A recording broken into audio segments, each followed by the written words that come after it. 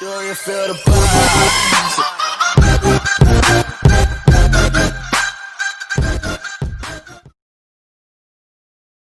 Hello guys, once again you're all very welcome to Entrance Investigation.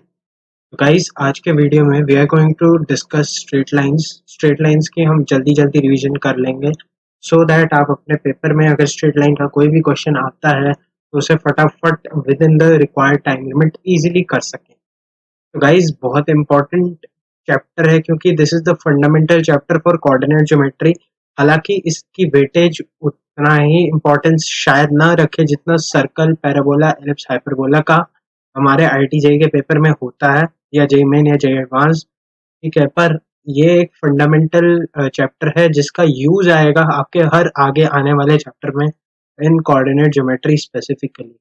तो इसे ध्यान से कर लेंगे तो थोड़ा सा अच्छा बेस होता है जो कोऑर्डिनेट ज्योमेट्री के लिए, वो बहुत ही हम सिंप्लीफाइड वे में और बहुत ही इजी वाले मैनर में कवर कर पाएंगे. ठीक है, तो गाइज इसी के साथ वीडियो को स्टार्ट करते हैं. Let's start.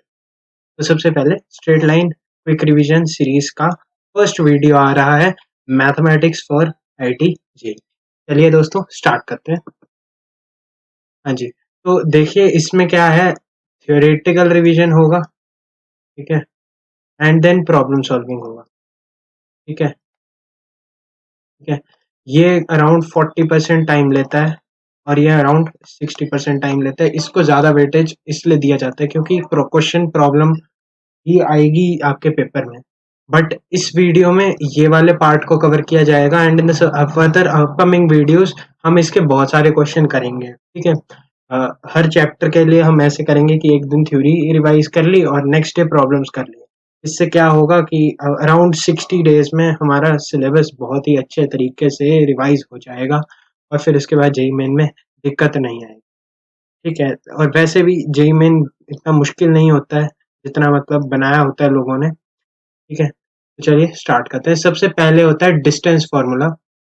Distance between two points. देखो ये जैसे यही वाले डायग्राम से देख लेते हैं.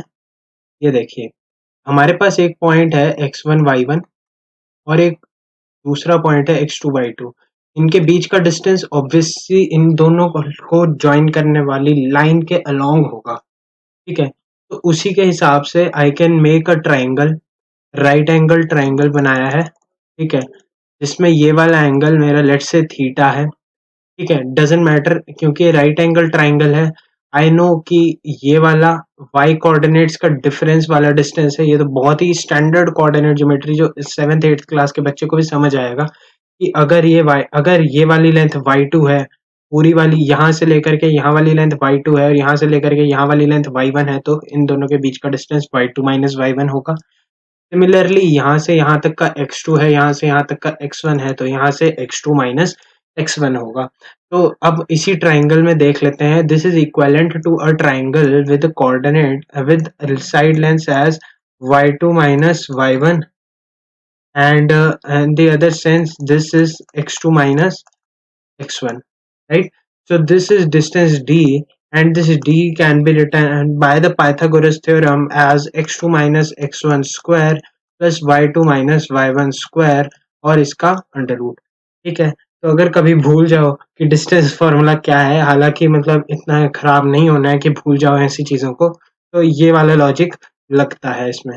ये लॉजिक बताना इसलिए ज़रूरी होता है ताकि तुम लोग अगर कोई चीज़ को इतने अच्छे से ध्यान में न रख पाओ तब भी क्वेश्चन ना छूटे. That is the major idea. ठीक है, नेक्स्ट आता है सेक्शन फार्मूला. तो सेक्शन फार्मूला में बहुत ही सिंपल सी बात है कि यार हमारे पास ऐसा है कि हमारे पास यहाँ पर कोई पॉइंट है x1 कॉमा y1 और यहाँ पर कोई पॉइंट है x2 कॉमा y2. ये दोनों कोरिस्पॉन्ड करेंगे एक यूनिक लाइन को क्योंकि हमें पता है by the Euclid division algorithms, what Euclid's algorithms of geometry, we know that कि दो पॉइंट से एक ही लाइन ड्रॉ की जा सकती है. ठीक है, ये अराउंड 9th क्लास में पढ़ाया जाता है. तो अगेन ये मतलब वही है, these all are prerequisite concepts which are involved in your preparation from the very basic classes as well. ठीक है, तो इन दोनों को ज्वाइन करने वाली जो लाइन है उसी पे अगर मुझे कोई पॉइंट है और मुझे ये बताया गया है कि ये इसको m/n या to be more exact k/1 में भी डिवाइड करे, फिर this is a very simple ratio.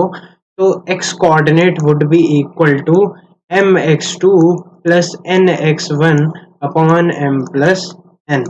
ये होता है इंटरनली डिवाइड करना। मतलब बेसिकली क्या है कि कई बार हमारा पॉइंट, लाइन तो ये है ना, लाइन तो बहुत लंबी है, पर उसमें इन दोनों पॉइंट्स के बीच में हुआ तो वो इंटरनल है, और इन दोनों पॉइंट से दूर हुआ, कहीं पर भी दूर हुआ तो वो एक्सटर्नल पॉइंट माना जाएगा। ठीक है, पर ratio would depend on the fact कि m और n कैसे आपके लिए जा रहे हैं। जैसे कि जनरली इसका यूज ज्यादा आएगा। अगर कोई एक्सटर्नल पॉइंट है तो उसमें एक माइनस साइन को इंट्रोड्यूस कर दिया जाता है। I hope that this is somewhat clear. इसमें मतलब कोई रॉकेट साइंस नहीं है, this is a very simple concept कि आपको ये बताया जा रहा है। क्योंकि क्या है ना, एक्चुअल में हुआ क्या, हुआ कुछ नहीं है। m+n पार्ट्स कर दो आप एक लाइन के, और उसमें से आप पहले m पार्ट्स के बाद आप कोऑर्डिनेट चूज कर लो, और फिर n पार्ट्स के बाद कोऑर्डिनेट चूज कर लो। ठीक है, तब आपके ये दोनों कोऑर्डिनेट्स आपको मिल जाएंगे। मतलब इस लाइन से, इस पॉइंट से m पार्ट्स पहले आपका फर्स्ट कोऑर्डिनेट आना चाहिए, और इसके बाद इसके n पार्ट्स बाद आपका सेकंड कोऑर्डिनेट आना चाहिए। तो ऐसा कौन सा पॉइंट होगा? ऐसा पॉइंट यूनिक होगा, क्योंकि m+n पार्ट्स में से m पार्ट्स इस साइड और n पार्ट्स इस साइड ऐसे हमें डिवाइड करने का, we were suppose to do that. ठीक है, this is a very simple thing to do. तो इसीलिए ये ऐसे है, इसको मत भूलना।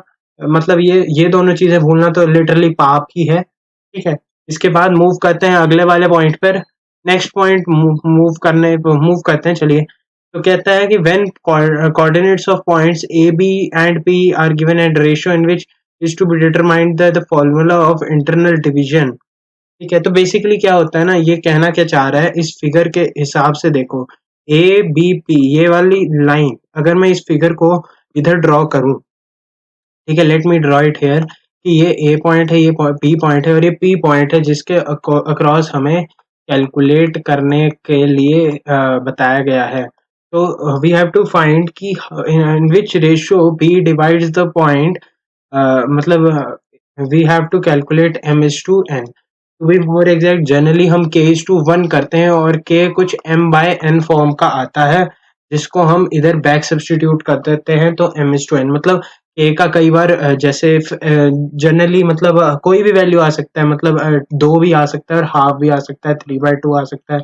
तो 3/2 आने का मतलब, 1/2 आने का मतलब, और 2 का मतलब, तो 2 का मतलब होता है सिंपली कि 2:1 में है। 3:2 का मतलब, 3/2 का मतलब 3:2, क्योंकि सिंपल रेशियो है। ठीक है, तो ये इस तरीके से इन चीजों को विजुलाइज किया जाता है। ठीक है, तो ये कहने की कोशिश क्या कर रहा है, what he is trying to tell is that कि हमारा के का वैल्यू जो भी आएगा, वो जरूरी नहीं है कि हर बार पॉजिटिव आए, कई बार वो नेगेटिव आएगा। और जब वो नेगेटिव आएगा, उसका मतलब है कि कहीं ना कहीं एक्सटर्नल डिवीजन हुआ है, और वो एक्सटर्नल डिवीजन को बताने की कोशिश करेगा। ठीक है, हालांकि इसका इतना यूज नहीं आता है जनरल कोऑर्डिनेट ज्योमेट्री जो हम पढ़ते हैं उसमें, but still we can consider कि चलो कॉन्सेप्ट तो है तो कर लेते हैं। ठीक है, अगर m/n पॉजिटिव है तो डिवीजन इंटरनल है, और अगर m/n नेगेटिव है तो डिवीजन एक्सटर्नल है। ठीक है, नेक्स्ट पॉइंट भी ठीक ठाक पॉइंट है। अ, हालांकि बहुत पहले आता था IIT जेईई में इस पे क्वेश्चन, अब तो काफी बहुत समय हो गया है, बहुत पहले आया हुआ है इस पे क्वेश्चन, कि ए और बी पॉइंट है, और ये x1 y1 है, लेट्स से ये x2 y2 है।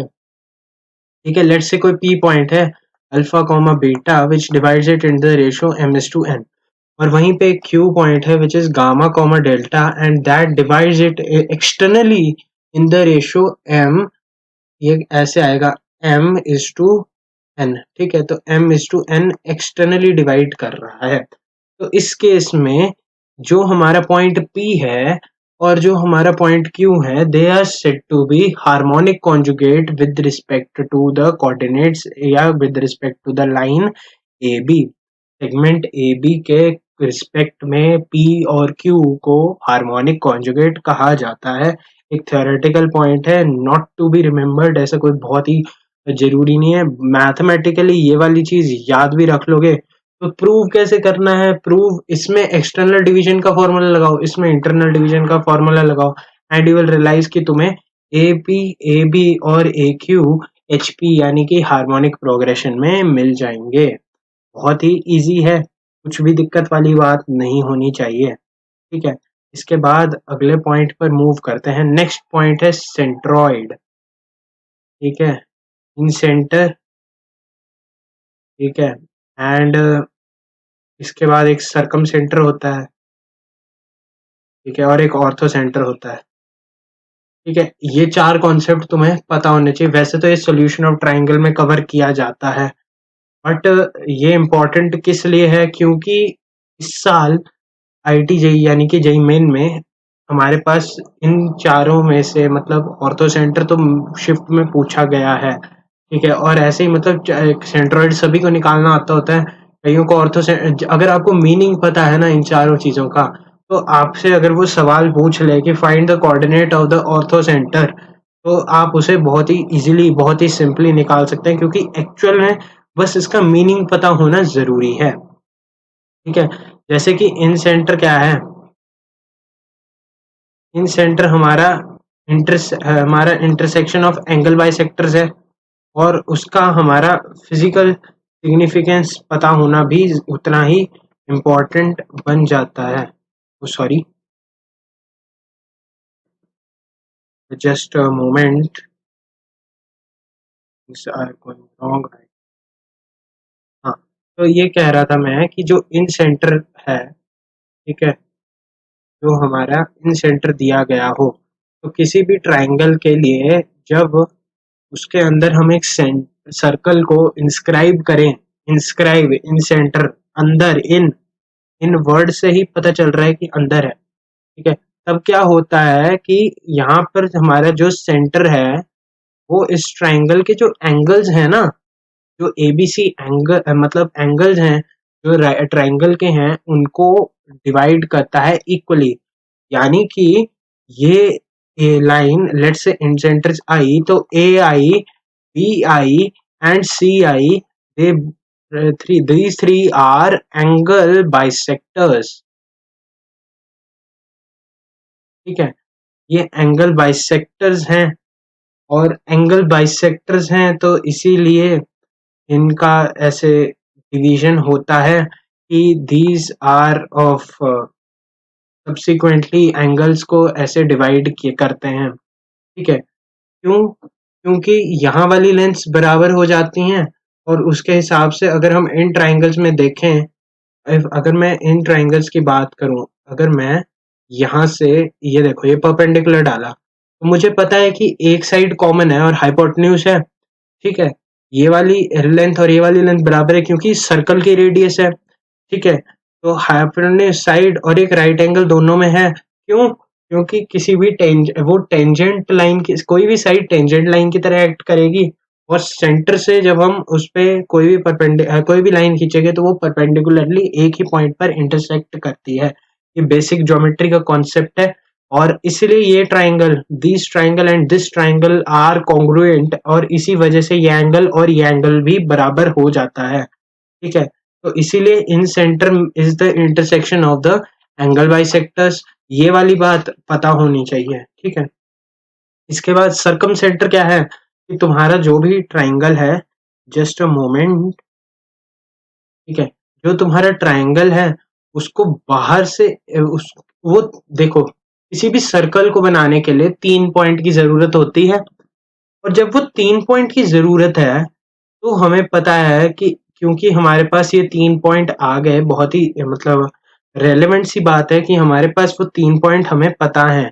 अब क्योंकि मुझे वो 3 पॉइंट पता है तो मैं एक यूनिक सर्कल को बना सकता हूँ, और ज्योमेट्री से अगर यूनिक सर्कल बन रहा है तो उसका सर्कम रेडियस भी यूनिक होगा, उसका सर्कम सेंटर भी यूनिक होगा। इस वाले सर्कल का जो सेंटर होगा, ठीक है, इस वाले सर्कल का जो सेंटर होगा उसे हम बोलेंगे सर्कम सेंटर। अब इसका कैसे मतलब रिलेशन है किसी भी ट्राइंगल की साइड्स के साथ? तो हाँ भाई, रिलेशन कैसे बनता है देखो, अगर मैं यहां से परपेंडिकुलर लाइंस बनाऊं, ठीक है, तो मुझे ये पता है कि जो ये वाली लेंथ जो भी मेरी साइड होगी वो एक कॉर्ड है, ठीक है। मैं इसे क्लियर करके बता देता हूँ, जस्ट मोमेंट, ठीक है। मैं इसे जरा अच्छे से डिस्क्राइब कर देता हूँ क्योंकि कई बार ये चीजें इंपॉर्टेंट होती हैं, ठीक है। देखते हैं यार, ये जो देखो ये मेरी साइड है, लेट्स से मैं कोई भी साइड ले लूँ, लेट्स से मैं इस साइड के लिए बात करूंगा, ठीक है। तो ऐसा कोई सर्कल होगा मेरे पास। अब ये वाला जो है ना, यहाँ से जब वो कोई भी परपेंडिकुलर खींचेगा तो ये जो कॉर्ड है, ठीक है, अब इस सर्कल के लिए ये लेट्स से ए था, ये बी था, ये सी था, और ये सेंटर है सर्कम सेंटर सी, या इसको ले लो ओ ले लो, ठीक है, ओ ले लिया। अब ये देखो ध्यान से, तुम्हें पता है कि यहाँ से हमने परपेंडिकुलर लाइन ड्रॉ की और मुझे एक बीसी साइड पता है, ठीक है। तो जब यहाँ पर कोई इंटरसेक्शन होगा, तो हमने 9th क्लास में अगेन सर्कल वाले चैप्टर में पढ़ा है कि ये बीपी लेंथ और पीसी लेंथ को बराबर होना पड़ता है, BP is equal to PC. और इसका मतलब क्या है कि जो मेरा ओपी लाइन है, ठीक है, जो मेरी ओपी लाइन है वो एंगल सॉरी परपेंडिकुलर बाइसेक्टर का काम करती है, ठीक है। ये सारे 9th 10th क्लास के बेसिक बेसिक कॉन्सेप्ट हैं जो इधर जुड़ते हैं और एक लॉजिकल एक्सप्लेनेशन दे रहे हैं मुझे आज की डेट में इस चीज को याद रखने के लिए, ठीक है। लोग रट लेते हैं कि सरकम सेंटर, हाँ सरकम सेंटर यानी कि intersection of angle sorry perpendicular bisectors, in centre angle bisector. अरे भैया, जब तुम्हारे पास लॉजिक है कि कैसे आया क्यों आया तो उसे रटने की जरूरत ही नहीं पड़ती, there is no need to cramp anything, ठीक है। Just you find the simplest logic around that, you must revolve over the concept, कहाँ से वो डिराइव हुआ, कहाँ से वो प्रूव आया, तो अपने आप तुम्हें इंटरेस्ट आएगा सब्जेक्ट में। ये बहुत जरूरी है और आज की डेट में ये कम हो रहा होता जा रहा है डे बाय डे, मतलब जैसे जैसे मतलब चीजें चेंज होती जा रही हैं, लोग मतलब अपने सर्कमस्टांसेस को ब्लेम करने लग जाएंगे, ठीक है, पर पढ़ेंगे नहीं, ठीक है। लॉजिकली सोचो ना चीजों को, बहुत ही सिंपल चीज है। तो देख लो, देखो इन सेंटर क्या था, सिंपल था ना। इन सेंटर क्या है, तुम कुछ नहीं, तुम्हें डायग्राम बनाना है। इन सेंटर सर्कल अंदर है, बहुत सिंपल, ठीक है, सर्कल अंदर है, ठीक है। अब यहाँ से खींचेंगे तो यार ये लेंथ और ये लेंथ बराबर है। इसके अलावा अगर मैं यहाँ पर ट्राइंगल बनाऊं, ये एंगल बराबर है, ठीक है, ये एंगल बराबर है, तो मतलब हाँ कहीं ना कहीं वो इंटरसेक्शन ऑफ एंगल बाइसेक्टर होगा, ठीक है। कॉन्सेप्ट पे जाएंगे तो बहुत बढ़िया होगा, इन सेंटर एंगल बाइसेक्टर। अब याद रख लो, एक बार कॉन्सेप्ट पता होना ज्यादा जरूरी है क्योंकि कॉन्सेप्ट के बेसिस पे ही तुम्हारा सिलेक्शन बनता है, ठीक है। अब सेंट्रोइड पता है, इंटरसेक्शन ऑफ मीडियन, ठीक है। तुम्हारे यहाँ पर जब तुम इसको इस लाइन के मिड पॉइंट से जोड़ो, इसको इस लाइन के मिड पॉइंट से जोड़ो और इसको इस लाइन के मिड पॉइंट से जोड़ो, तो तुम्हें कोऑर्डिनेट मिल जाते हैं इन सेंटर के, जिसको लोग रट लेते हैं एज दिस फॉर्मूला, ठीक है। अगेन वैसे तो इस वाली चीज को याद रखना मैं खुद प्रेफर करता हूँ क्योंकि आप मीडियन या किसी भी और सब्सिक्वेंट कोऑर्डिनेट सेक्शन या सेक्शन को हम डायरेक्टली डिस्कस नहीं कर सकते हैं क्योंकि हमें एक्चुअल में हमें अगर कोऑर्डिनेट दिए हैं तो हम मीडियन का बचपन से फॉर्मूला लगाते आ रहे हैं। बट जैसे इन सेंटर और ऑर्थो ये सर्कम सेंटर होगा, इसको देख के लोग अपने आप ही मतलब थोड़ा सा हुआ मचाने लग जाएंगे, they would cry over this कि क्या है ये। बट एक्चुअल में बहुत ही सिंपल चीजें हैं और जैसे मैंने आपको लॉजिकली एक्सप्लेन किया, अगर आप इसे बार बार देखोगे, एक बार दो बार देखोगे, यू वुड रियलाइज कि यार ये सही में बहुत सिंपल चीजें हैं, ठीक है। पर क्योंकि खौफ है, देखो इस फॉर्मूले को याद रखने की जरूरत ही नहीं है, ठीक है, मैंने कभी नहीं याद रखा, ठीक है। एक ऑर्थो सेंटर का कुछ टेन टेन वगैरह वाला फॉर्मूला होता है, उसको भी याद रखने की जरूरत नहीं है, ठीक है। पर ऑर्थो सेंटर का मीनिंग समझ लो, ठीक है। देखो दो तीन चीजें ही होती हैं, या तो हमें एंगल बाइसेक्टर निकालना होता है या परपेंडिकुलर बाइसेक्टर, या मुझे कहीं ना कहीं मिड पॉइंट से मतलब होता है, यानी कि मीडियन से मतलब होता है। क्या बचा, ऑल्टीट्यूड, ऑल्टीट्यूड बचा। चलो भाई ऑल्टीट्यूड के लिए देख लेते हैं, उन्होंने थ्योरी ऐसे बना दी कि ऑल्टीट्यूड के लिए देख लेते हैं, और जहां पर ऑल्टीट्यूड्स इंटरसेक्ट करते हैं उसे ऑर्थो सेंटर दे देते हैं। ठीक है, स्टैंडर्ड नोटेशन में ऑर्थो सेंटर को एच से डिनोट किया जाता है, सर्कम सेंटर को ओ से, इन सेंटर को आई से और सेंट्रोइड को जी से।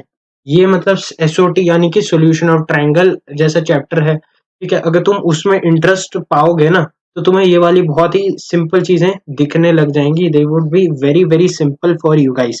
ठीक है, तुम्हें बस कुछ नहीं है, you have to focus and study, simple सी बात है। कॉन्सेप्ट मैंने बता दिया, इसको रिवाइज कर लेना, फायदे में रहोगे, नहीं करोगे तो कुछ नहीं है। Note that in centre divides the angle bisector in the ratio not required again. ठीक है, तुम अपने आप ये सारी चीजें तुम्हारे दिमाग में क्लिक कर जाएंगी। ठीक है, और जैसे ही एसओटी का रिवीजन आएगा ना तब तक तुम्हारी चीजें इतनी सॉलिड रॉक सॉलिड हो जाएंगी कि तुम्हें ये वाली चीजें बहुत ही सिंपली दिखने लग जाएंगी। ठीक है, इसके बाद एक नोट है, remember orthocentre are collinear and divides. और हाँ ठीक है, तुम इसे ऐसे याद रखो। इसको याद रखने का तरीका, एक तरीका बता देते हैं भैया याद रखने का, नहीं तो बोलेंगे कि कुछ याद ही नहीं करवाते भाई, है ना। एच जी ओ 2:1। ठीक है, सिंपल है, एच जी ओ 2:1। ठीक है, लोग ओ एन जी सी करते हैं, कुछ ऐसे ऐसे कुछ याद करते हैं, कोई जरूरत नहीं है, दिमाग खज्जल हो जाएगा। ठीक है, ज्यादा चीजें याद रखना, बहुत सारी चीजें होती है, केमिस्ट्री पूरा याद करके चल जाओ। ठीक है ना।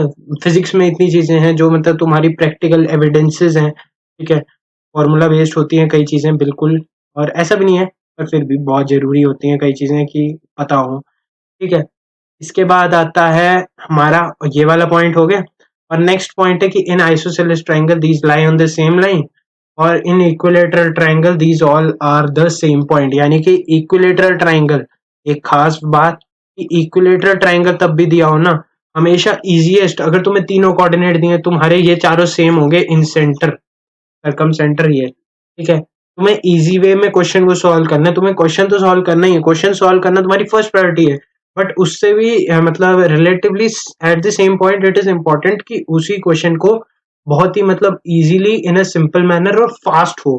ठीक है, क्योंकि this the game is even about speed as well as it is about the accuracy. ठीक है, क्योंकि ठीक है, तुम रियलाइज कर ही चुके हो कि क्यों मैं बार बार बोलता आ रहा हूँ, अपने शुरू के वीडियो से बोलता रहा हूँ कि स्पीड बेस्ड एग्जामिनेशन भी है ये। ठीक है, चलिए आगे मूव करते हैं अगले पॉइंट पर। ओहो, चलिए अब आते हैं स्ट्रेट लाइन पर। इससे पहले तो जो भी सारे टॉपिक थे वो सारे सिंपल कोऑर्डिनेट बेसिक ज्योमेट्री के थे। ठीक है, इसके बाद आता है स्ट्रेट लाइन। तो स्ट्रेट लाइन क्या है? Straight line is a curve such that every point on line segment such that every point on the line segment joining any two point on it lies on it. मतलब basically कुछ नहीं है, हमारे पास दो coordinate दिए हैं, let's say alpha beta and gamma delta. ठीक है, तो ये ऐसे है, इसी लाइन पर आप कोई भी पॉइंट ले लो एक्स कॉमा वाई, तो एक्स कॉमा वाई मतलब इसी इसी की तरफ से जा रही हैं ऐसे इमर्जिंग। ठीक है, वही मतलब मुद्रा होती है ना डांस में, जस्ट लाइक दैट। ठीक है, सिंपली इमर्ज कर रही है। ठीक है, तो उस वाली चीज को हम बोलते हैं, ये वाला जो लोकस है, एक एक पॉइंट जोड़ रहे हो। ठीक है, बूंद बूंद से घड़ा भरता है जैसे। ठीक है, जस्ट वैसे ही तुम एक डॉट लगा रहे हो, फिर अगले दिन तुम दूसरा डॉट लगाओ, ऐसे करते करते तुम्हें 5-7 साल में काफी लंबा लकीर टाइप बन जाएगी। ठीक है, तो उसे हम बोलते हैं कि ये हमारा स्ट्रेट लाइन है। ठीक है, इसके बाद हम मूव करते हैं अगले पॉइंट पर। कहता है कि if theta is the angle at which a straight line is inclined to the positive axis of x, है ना, to the positive direction of x axis, slope of the line is denoted by tan theta. ठीक है, ये सारी theory वैसे theoretical है चीजें, read कर सकते हो तो कर लो, वरना एज सच तो कोई इतनी रेलेवेंस नहीं है। बस इसने ये कहने की कोशिश की है कि अगर कोई भी लाइन है तो ये जो एंगल है थीटा, तो इसका जो लाइन का स्लोप है, स्लोप क्या है? इंक्लिनेशन। जैसे कि अगर तुम सुबह जॉगिंग करने जाते हो और किसी पहाड़ी पे चढ़ते हो, तो अगर उसकी स्लोप ज्यादा है, यानी कि अगर वो सीधी स्ट्रेट चढ़ाई है तो तुम्हें दिक्कत होती है। ठीक है, तो तुम कहते हो यार चढ़ाई बहुत ज्यादा है, वही है लाइन की स्लोप भी वही है कि यार चढ़ाई बहुत ज्यादा हो रही है ना, बहुत तेज, मतलब दिक्कत हो रही है चढ़ने में। ठीक है, भाई ये वाले एंगल अगर ज्यादा होता है तो इसी को कहते हैं कि स्लोप ज्यादा है, स्लोप। ठीक है, सिंपल मैथमेटिक्स की भी बात नहीं है, इंग्लिश है। ठीक है, सिंपल सिंपल सी बातें हैं और इसको लिखने का ऐसा तरीका होता है। बेसिकली क्या है, स्ट्रेट लाइन में क्या है, इसने कह दिया कि टेन थीटा है और टेन थीटा हम इस लाइन में निकाल सकते हैं। मुझे पता है अगर ये x1 y1 है और अगर ये x2 y2 है तो बहुत ही सिंपल है कि ये y1 माइनस y2 होगा and in the same sense ये वाली चीज x1 माइनस x2 होगी। तो टेन थीटा क्या वैल्यू क्या हो जाएगा, y1 minus y2 upon x1 minus x2। ठीक है, और टेन थीटा को ही तो हम स्लोप कहते हैं जो कि यहाँ पर लिखा गया है इस चीज में। ठीक है, सिंपल। मूव करते हैं अगले पॉइंट पर। Condition for collinearity. देखो कोलिनियरिटी का सिंपल सा कंडीशन है, लीनियरिटी का सिंपल सा कंडीशन है कि तुम्हारी जो लाइन की स्लोप है वो सेम होनी चाहिए। ठीक है, जस्ट दैट्स इट, सिंपल। ठीक है, तुम्हारे पास 3 पॉइंट है तो ऑब्वियस सी बात है तुम्हें तुम्हारे पास अगर 3 पॉइंट दिए हैं, let's say P Q and are, तो अगर मैं थोड़ा सा बेसिक परमुटेशन कॉम्बिनेशन चूज करूं तो तुम्हारे पास 3C2 यानी कि 3 पॉइंट में से तुम्हें 2 पॉइंट चूज करने हैं। ठीक है, तो मतलब अगर बहुत ही मतलब देसी भाषा में बोलूं, इतना हाई फाई भी नहीं, तो पी क्यू क्यू आर या पी आर। ठीक है, PC2 वेज यही होता है ना, 3 वेज, तो ये 3 वेज गिना दी। ठीक है, ऐसे मतलब ये बेसिक है एक्चुअल में। मैं मतलब पूरे कोर्स के हिसाब से सोच रहा हूँ 3 पॉइंट में से, ताकि तुम्हारे 3 पॉइंट में से अगर तुम्हें 2 पॉइंट चूज करने हैं। ठीक है, तो तुम पी क्यू लाइन का स्लोप देखो, पी क्यू में मतलब पॉइंट पी और पॉइंट क्यू की वजह से स्लोप देखोगे, पॉइंट क्यू और पॉइंट आर की वजह से स्लोप देखोगे, और पॉइंट पी और पॉइंट आर की वजह से स्लोप देखो। तुम अगर इन दो में देखोगे, या तुम इन दो में, इनमें से भी तुम किन्हीं दो में अगर तुम स्लोप यूज करो, स्लोप का फंडा यूज करो। बेसिकली मैं कह रहा था कि 3C2 मतलब 3 पॉइंट में से 2 पॉइंट चूज करने हैं, तो तुमने कोई 2 पॉइंट चूज किए, ये वाली चीज नहीं, ये वाली चीज ज्यादा इंपॉर्टेंट है कि तुमने कैसे किस किस वे में 2 पॉइंट चूज किए। तो जैसे तुमने दो दो पॉइंट चूज करे होंगे, देन यू वुड रियलाइज कि हाँ, जब मैं इनकी इसके हिसाब से स्लोप लिखूं, फिर इसके हिसाब से स्लोप लिखूं, फिर इसके हिसाब से स्लोप लिखूं, और अगर उन सारे वैल्यूज सेम आए, मतलब slope due to P Q, slope due to QR, and slope due to PR, if all of them are same in magnitude as well as with this as well as with the sign, मतलब इनमें कोई मतलब वो नहीं है ना, then you will realize कि ये वाली चीज हमारी एक ही लाइन पे लाई करेगी। और लॉजिकली अगर सोचा जाए, ठीक है, अगर हम डायरेक्टली भी सोचें, ठीक है, ये कब पॉसिबल है कि जब मेरा पॉइंट पी, पॉइंट क्यू और पॉइंट आर ये एक ही लाइन पर कैसे आएंगे, ऐसे ही आएंगे ना यार। ये वाली स्लोप जब बराबर हो इसके साथ, और ये वाली स्लोप इसके साथ, और ये वाली स्लोप इसके साथ। ठीक है, तो मतलब बेसिकली सिंपल सा लॉजिक, कुछ भी नहीं है। एनसीईआरटी लेवल पे चला है सब कुछ इस टाइम पे, और NCERT level more than sufficient है अगर तुमने अच्छे से मास्टर किया है इस चीज को तो। ठीक है, इसके बाद equation of straight line in various forms. ठीक है, तो बेसिकली सबसे पहले तो पॉइंट स्लोप फॉर्म है। ठीक है, बेसिकली कुछ नहीं कर रहे हैं, हमें ये बता दिया है कि ये मेरी लाइन है। ठीक है, और ये थीटा मुझे पता है, यानी कि बेसिकली मुझे स्लोप पता है। पॉइंट स्लोप फॉर्म में कुछ नहीं है, स्लोप पता है। ठीक है, इस वाले प्रूफ प्रूफ को मत देखना ना तुम, अभी तुम तो यहाँ पे ध्यान देना। तुम्हें एक पॉइंट बता दिया कि यार इस पे x1 कॉमा y1 या अल्फा कॉमा बीटा कुछ भी ले लो, ठीक है, वो लाई करता है। ठीक है, अब तुम्हें बताना है कि इस लाइन का इक्वेशन क्या होगा। इस लाइन का इक्वेशन बहुत ही सिंपल है। तुम कोई भी जनरल पॉइंट ले लो इस लाइन पे, मतलब तुम ऐसे ही मतलब कोई भी कोऑर्डिनेट ले लो। अगर तुम्हारे मन में तुम्हें कहें कि भाई तेरे सामने 2D का प्लेन है, मतलब 2D का प्लेन इतना कॉम्प्लिकेट भी नहीं करूंगा, मैं बोलूंगा कि तुम्हें कोऑर्डिनेट चूज करना है, कोई भी मतलब कुछ भी बोलो, एक जनरल कोऑर्डिनेट चूज करो, तो तुम बोलोगे यार x कॉमा वाई बोल दो। ठीक है, 2 3, हर एक बंदे का अलग अलग रिस्पॉन्स होगा, तो हर एक बंदा एक एक्स कोऑर्डिनेट देगा जिसको मैं एक्स कह दूंगा, और हर एक बंदा एक वाई कोऑर्डिनेट देगा जिसे मैं वाई कहूंगा। ठीक है, अब मुझे ये बात भी पता है कि मेरे पास एक कोऑर्डिनेट x1 y1 है और एक दूसरा कोऑर्डिनेट xy है, लेट्स से, क्योंकि ये एक एज्यूम्ड कोऑर्डिनेट है, क्योंकि मैं इसे ऐसा मान रहा हूँ कि ये लाइन पर है, तो मैं कहूंगा कि यार अगर मुझे इन दोनों पॉइंट की वजह से स्लोप लिखना होता तो मैं लिखता y minus y one upon x minus x1। ठीक है, यही होता है ना स्लोप, कि इस पॉइंट के y कोऑर्डिनेट, यही इस वाली ट्राइंगल का स्लोप देख लें, y माइनस वाई वन, और ये x माइनस एक्स वन। और बेसिकली ये वाली चीज क्या होती है, tan theta which is equal to m। ठीक है, तो इससे मुझे बहुत ही सिंपली एक रिजल्ट मिल जाता है, यानी कि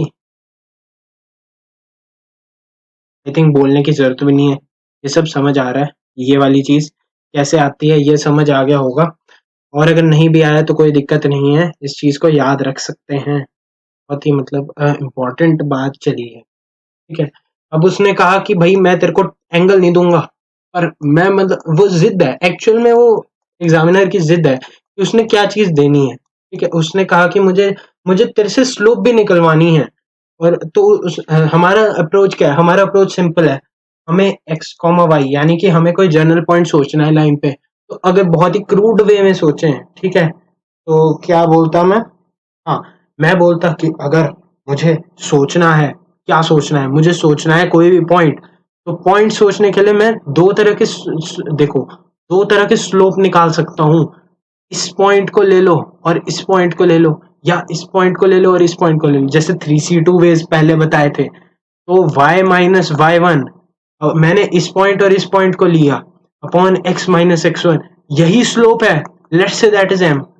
और इसी का वैल्यू मेरे इन दो पॉइंट्स की स्लोप के बराबर होगा, तभी तो कोलिनियरिटी आएगी, यानी कि यही वाली चीज ये बन जाती है। अब तुम्हें ये बहुत ही क्लियरली पता लग रहा होगा कि ये हमारी पहली लाइन वाली फॉर्मेट थी जिसे हम पॉइंट स्लो फॉर्म कहते थे, और यही मेरी दूसरी बन जाती है जिसमें दो पॉइंट का इन्वॉल्वमेंट है, पर सब कुछ स्लोप के थ्रू हो रहा है। स्लोप एक तरह से मीडियम की तरह एक्ट कर रहा है, जो कि मुझे ये बात आप लोगों को कन्फेस यानी कि आप लोगों को मतलब रियलाइज कराने में हेल्प कर रहा है कि ये हम सब कुछ सेम ही कर रहे हैं, बस इसे लिखने का ढंग बदल गया, बाकी सब कुछ सेम चला है, there is no difference at all. ठीक है, बढ़ते हैं आगे। स्लोप इंटरसेप्ट फॉर्म, अगला मतलब अगला काम इसने कहा कि मैंने तेरे को स्लोप दे दी m और मैंने तेरे को इंटरसेप्ट दे दिया, इसको c कह दिया। पर दुनिया की नजर में c है, पर मेरी नजर में 0,c कोऑर्डिनेट दिख जाएगा। ठीक है, और मेरी नजर में दूसरा कोऑर्डिनेट x, y है। अगेन मैं स्लोप के थ्रू जाऊंगा क्योंकि ये सबका बाप है। ठीक है, तो y minus c is equal to m x बन जाएगा, और y is equal to m x plus c. ये इतना सारा जो तांडव किया है, नो नीड, कुछ भी नहीं है, कुछ भी नहीं करना है। ये मैं तुम्हें ये मैं क्यों लाया, मैं इन चीजों को अवॉइड भी कर सकता था तुम्हारे सामने लाने से। ठीक है, बट मैं इसलिए इन चीजों को ला रहा हूँ ताकि तुम्हें रियलाइज हो कि कई बार कुछ अगर तुम अच्छी बुक्स ना पढ़ो, ठीक है, ये मतलब कोई भी आर्बिट्रेरी मटेरियल है, मुझे खुद नहीं पता है कि इसका मटेरियल है, बट मुझे ये बात पता है कि तुम लोगों को ये बात पक्का रियलाइज हो रही होगी कि यहाँ पर तुम्हें कंफ्यूजन होने का, क्योंकि इस पे चीजें ज्यादा लिखी हैं। कई लोग ऐसा भी सोचते हैं कि हमारी बुक मोटी है, इसका मतलब इसमें ज्यादा कंटेंट है। कितना रेलेवेंट कंटेंट था दिखाई दिया मैंने तुम्हें, कि तुम्हें सब कुछ फर्स्ट पॉइंट के बेसिस पे ही चला है। अभी तक तो देख लो यार, सब कुछ फर्स्ट पॉइंट के बेसिस पे चला है, और अगर तुम चाहो तो तुम सब कुछ जो भी है मतलब पूरी कोऑर्डिनेट ज्योमेट्री का स्ट्रेट लाइन तुम इसी एक स्लोप के ऊपर भी डेवलप कर सकते हो। ठीक है, मतलब एक पार्ट बहुत ही मतलब जो तुम फॉर्म्स कहते हो बहुत ही मतलब डिफरेंट सा है यार, एम एक्स प्लस सी याद कर लिया, फिर m times x minus x one, simple सोचो, बहुत सिंपल है ये चीजें। ठीक है, नेक्स्ट इंटरसेप्ट फॉर्म, इसको भी स्लोप की तरह से कर लेते हैं। ठीक है, ये प्रूव करना है मुझे कि ये कोई भी लाइन हो सकती है, बस उसमें इंटरसेप्ट ए और b on x axis and y axis, इसका प्रूफ देख लो और मेरा प्रूफ देख लो। ठीक है, अभी तुम इसका देखो, देख लिया, चलो अब मेरा देखो। देखो, इसने कहा कि ए कॉमा जीरो होगा, मतलब intercept a and b on O X and O Y, मतलब इंटरसेप्ट ए यानी कि और इंटरसेप्ट बी यानी कि, अब मुझे पता है बहुत ही सिंपली क्या बात पता है कि यार ये वाली चीज 0,b है और ये वाली चीज x,y है। अब मुझे पता है कि यार जो भी है स्लोप तो हमेशा बराबर रहेगी, तो मतलब मैं इन दो पॉइंट्स को उठा लूं, ठीक है, एक बार इन दो पॉइंट्स को उठा के अगर मैं स्लोप लिखूं, ठीक है, तो अगर मैं स्लोप लिखूं तो स्लोप m से रिप्रेजेंट कर देता हूं एक बारी के लिए, तो that would be y minus b upon x. ठीक है, और अब मैं इस पॉइंट को लेके स्लोप लिखता हूँ। ठीक है, तो वो हो जाएगा 0 - b अपॉन a माइनस 0। ठीक है, तो y minus b upon x is equal to minus b by a. ठीक है, तो a y minus b a is equal to minus का बी एक्स, यानी कि a Y plus b x is equal to a b. अब क्या करें, ये तो अलग आया, कुछ नहीं अलग, ए बी से डिवाइड कर दो, y by b plus x by a is equal to 1। ठीक है, ये देखते तुम ये लॉजिक लगाते, डेफिनेटली कंफ्यूज होना था, कोई जरूरत नहीं है, नो नीड अगेन। ठीक है, बहुत ही सिंपल, मैं सब कुछ स्लोप से करा रहा हूँ। ये हाँ, ये कई लोगों को ये मेथड अप्रिशिएट करने के लिए बहुत अच्छा है, बट मुझे लगता है कि इसकी इतनी रेलेवेंस नहीं है जितनी इस चीज की है। ठीक है, नेक्स्ट, परपेंडिकुलर फॉर्म। भैया इसको कैसे स्लोप से करेंगे, चलो देखते हैं, कोशिश करते हैं। देखो भाई, परपेंडिकुलर फॉर्म का बहुत ही लंबा डेरिवेशन था, मतलब पूरी स्लाइड घेर रहा था, उसके बाद भी एक स्लाइड लग जानी थी, तो इसलिए मैंने कहा यार इसको करने से अच्छा है अपने वाले तरीके से देखो ना। अपने वाले से तरीके से इसने कहा कि this is the equation of straight line. मैं तो बस ये वाली चीज मैं प्रूव करके दिखा रहा हूँ तुम्हें। ठीक है, तो मुझे ये प्रूव करना है, length of perpendicular from origin, perpendicular डाला इस पे, ठीक है, दैट इज पी। ठीक है, और ये मेरी मतलब लाइन है, ठीक है, कोई भी लाइन है, इस लाइन का मुझे इक्वेशन बताना है, ये पी है एंड मेक्स एंगल अल्फा, ये वाली चीज अल्फा है। ठीक है, अब इसमें भैया स्लोप कैसे पता चले, तो मैंने कहा यार इसमें भी कोई दिक्कत नहीं है, मुझे ये पता है कि ये एंगल 90 है, और मुझे पता है कि ये पूरा एंगल 90 है, तो ये वाला एंगल 90 माइनस अल्फा होगा। ठीक है, और ये वाला एंगल अल्फा होगा। ठीक है, ये मैंने मतलब बहुत ही सिंपल, ट्राइंगल्स सब कुछ मतलब गेम में है, प्लॉट में है बस। ठीक है, अच्छा अच्छा अच्छा, ये वाली लेंथ क्या है, ये इस ट्राइंगल के लिए अगर मैं इस ट्राइंगल को अलग से ड्रॉ करके दिखाऊं, ये कुछ ऐसे बन रहा है ना, ये अल्फा है, ये पी है, और मुझे पता है कि ये एंगल 90 है, तो मतलब ये हाइपोटेन्यूज होगा। और अगर तुमने बहुत अच्छे से पढ़ाई की है, तुम्हें ये भी पता है कि हाइपोटेन्यूज बहुत ही लंबी, मतलब सबसे लंबी साइड होती है, और तुम्हें ये भी पता है कि कॉस अल्फा का रेंज -1 से 1 होता है, साइन अल्फा का रेंज भी -1 से 1 के बीच में लाई करता है।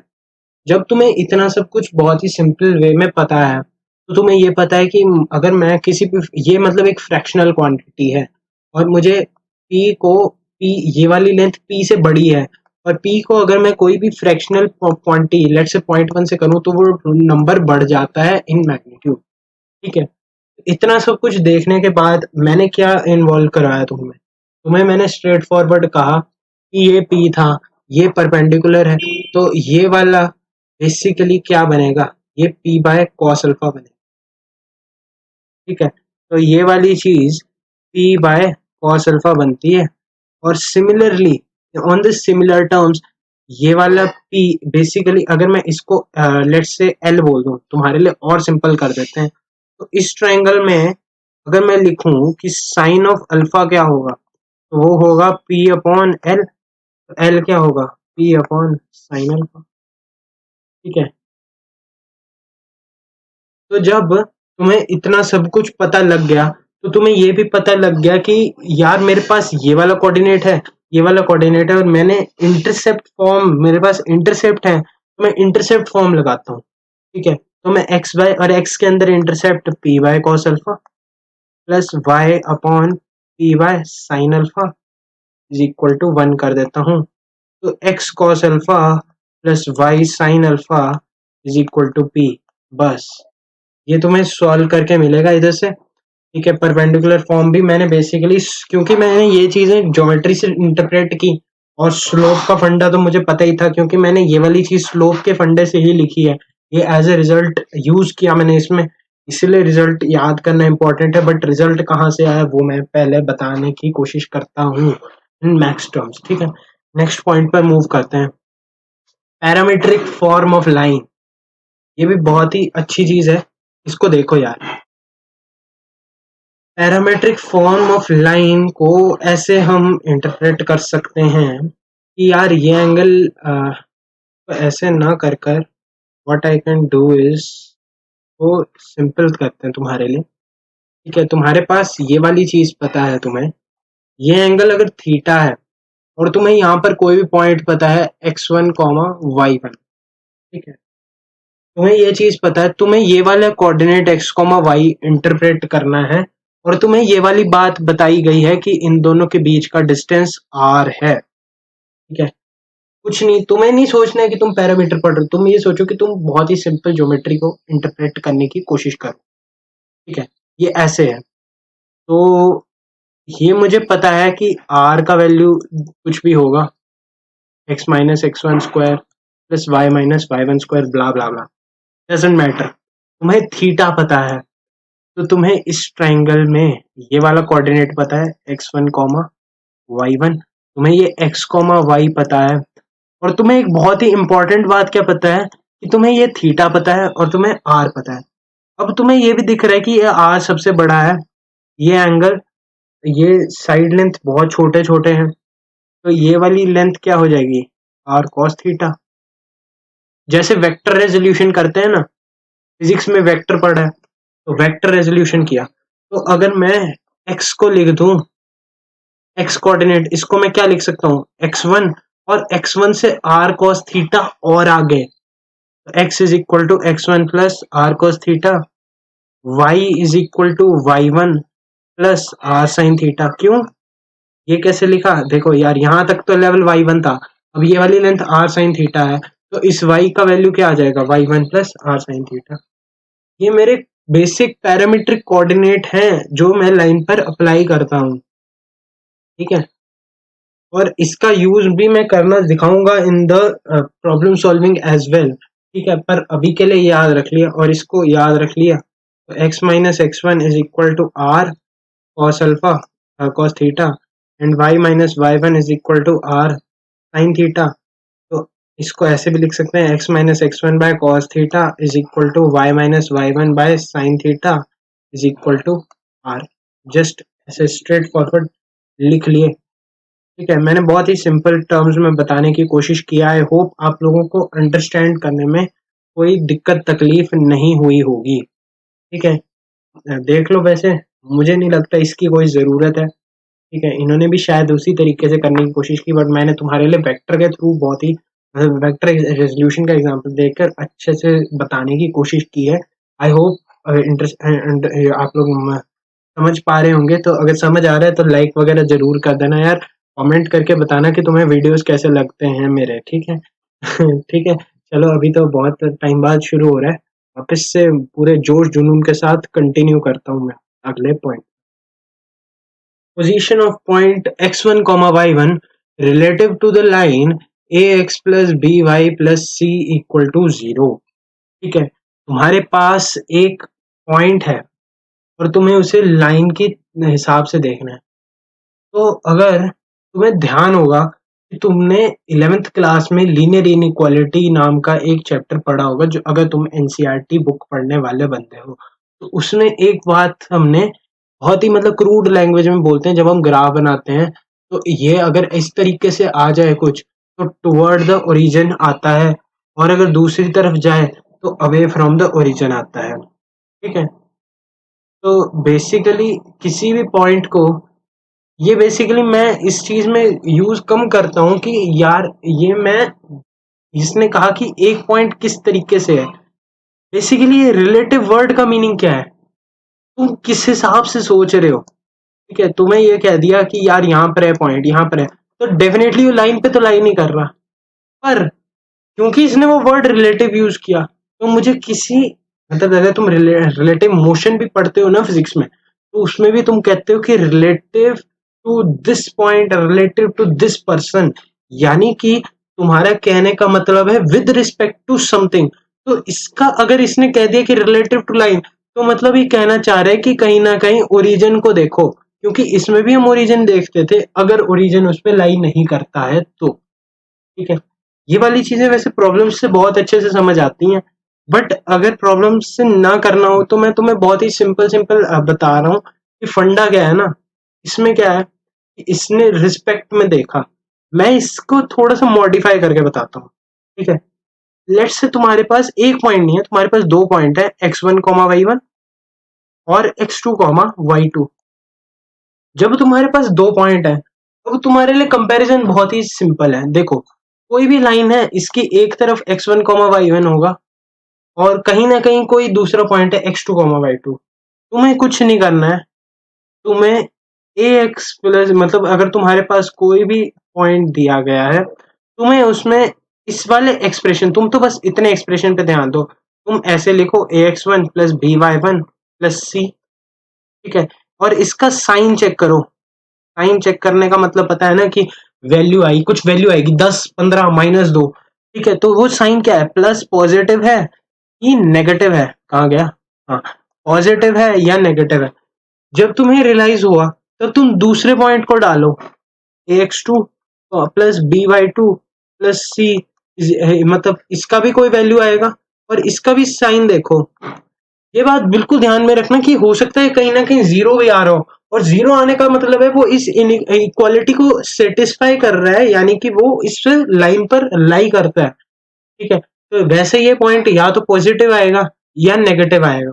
अब देखो, अगर दोनों का साइन सेम है, यानी कि दोनों पॉजिटिव पॉजिटिव हैं, तो उसका क्या मतलब है, उसका मतलब है कि ये एक पॉइंट x1 y1 इधर है और एक पॉइंट x2 y2 इधर है, मतलब they are on the same side of this line, मतलब ये वाला पॉइंट भी इसी तरफ है। मतलब हम कहते हैं कि ये तुम्हारा घर है, ये मेरा पहला पड़ोसी और ये मेरा साथ वाला पड़ोसी। ठीक है, तो वो ऑपोजिट तरफ रहते हैं कि एक पड़ोसी मेरे लेफ्ट में रहता है, एक पड़ोसी मेरा राइट में रहता है। ठीक है, वैसे ही अगर यहाँ पर दो घर हो तो वो दोनों पड़ोसी मेरे राइट वाले घर में रहते हैं।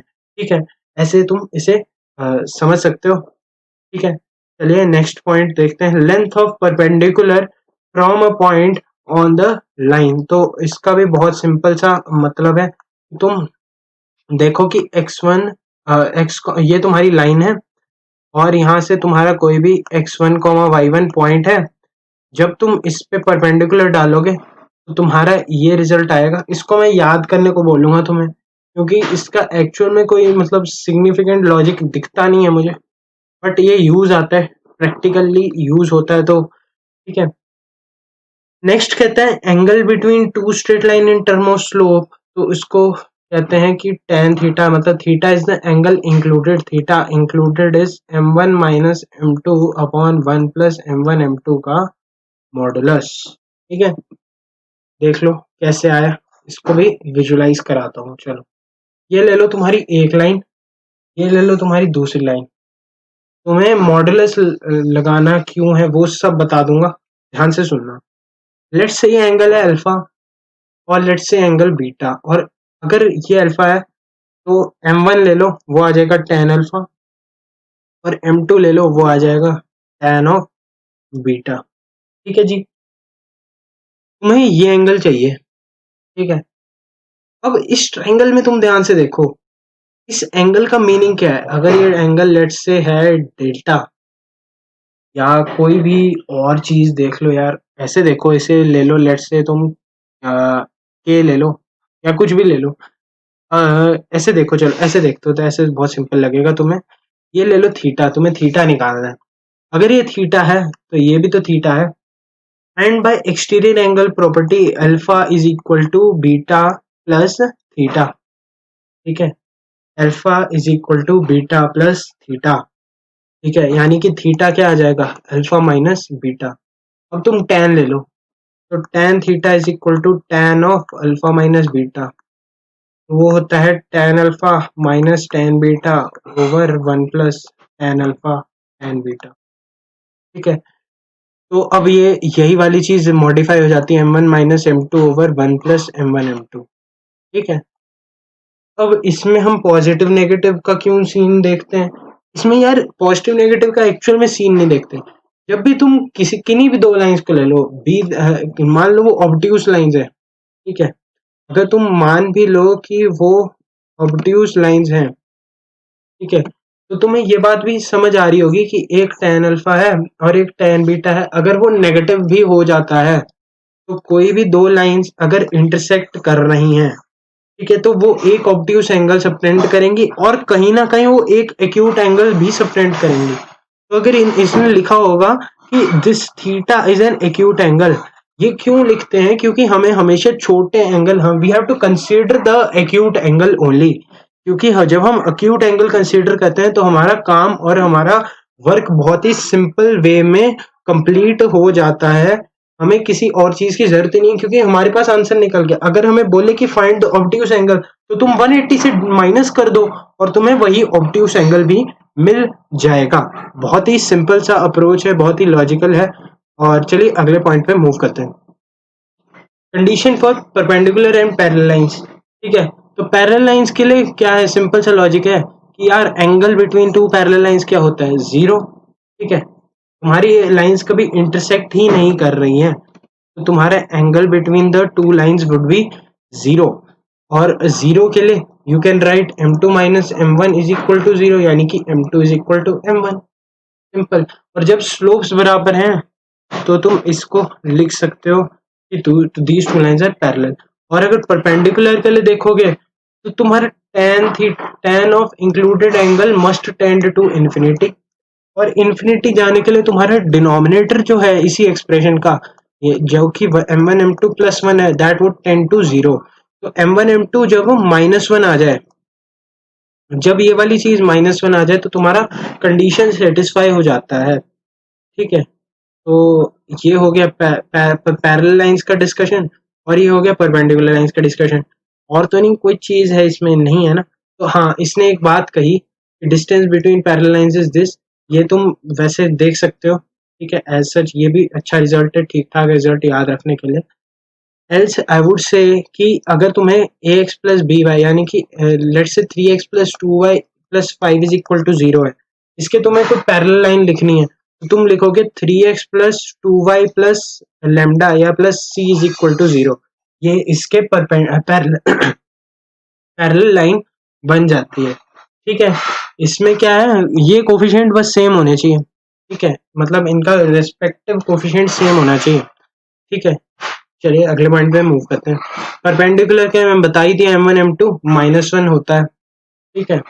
तो अब मैं तुम्हें एक जादू मंत्र बताते हैं। देखो पैरेलल लाइन लिखने का तो जैसे हमें दुनिया को पता है कि अगर मेरी कोई लाइन है ax plus B Y plus C is equal to zero, तो उसके पैरेलल लाइन लिख सकते हैं मैं ax plus B Y plus lambda equal to zero. पर अगर परपेंडिकुलर लिखनी हो और फटाफट लिखनी हो, तो ax plus B Y plus C equal to zero के परपेंडिकुलर लाइन लिखने के लिए मैं कर सकता हूँ इन दोनों के कोफिशिएंट को इंटरचेंज किया और बीच में एक प्लस की जगह एक माइनस इंटरसर्ट कर दिया, तो B X minus A Y plus lambda equal to zero, ठीक है। ये बहुत ही इंपॉर्टेंट है, और जब तुम एनसीईआरटी एग्जाम्पल सॉल्व करोगे ना, इससे क्वेश्चन बहुत फटफट हो जाते हैं। कर लेना इस क्लास के इस सेशन के बाद एनसीईआरटी एग्जाम्पल जरूर सॉल्व करना, तुमसे सारे क्वेश्चन बन जाएंगे, ठीक है, ठीक है, बन जाएंगे अगर तुमने ध्यान से देखा होगा तो। इसने ये भी कहा कि अगर m1 m2 बराबर है तो उनके रिस्पेक्टिव कोफिशिएंट बराबर होने चाहिए, जो कि ये कंडीशन है अगर तुम्हारी lines a1x plus b1y plus c1 equal to zero है और a2x plus b2y plus c2 equal to zero है, तो a1 by a2 is equal to b1 by b2 is equal to c1 by c2।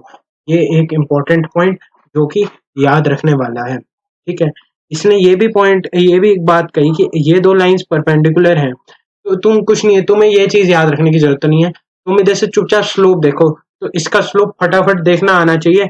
ax इधर गया और b है यहाँ पर, y है, b को b से डिवाइड किया तो माइनस ax बाई बी ऐसा कुछ बनेगा, यानी कि माइनस a बाई बी है इसका क्वेश्चन, इसका स्लोप।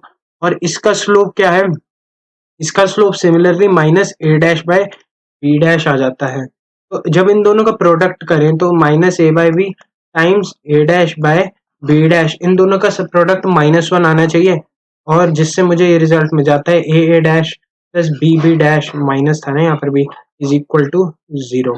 ये एक रिजल्ट आ जाता है जो कि तुम्हें ऐसे याद रखना है तो रख लो, नहीं भी याद रखना, मुझे कई बार याद नहीं रहता है, पर मैं सिंपल स्लोप वाले फंडे से करता हूँ अगेन। ठीक है, इसके साथ परपेंडिकुलर लाइंस, ये परपेंडिकुलर लाइन तेज लिखने का भी बता दिया।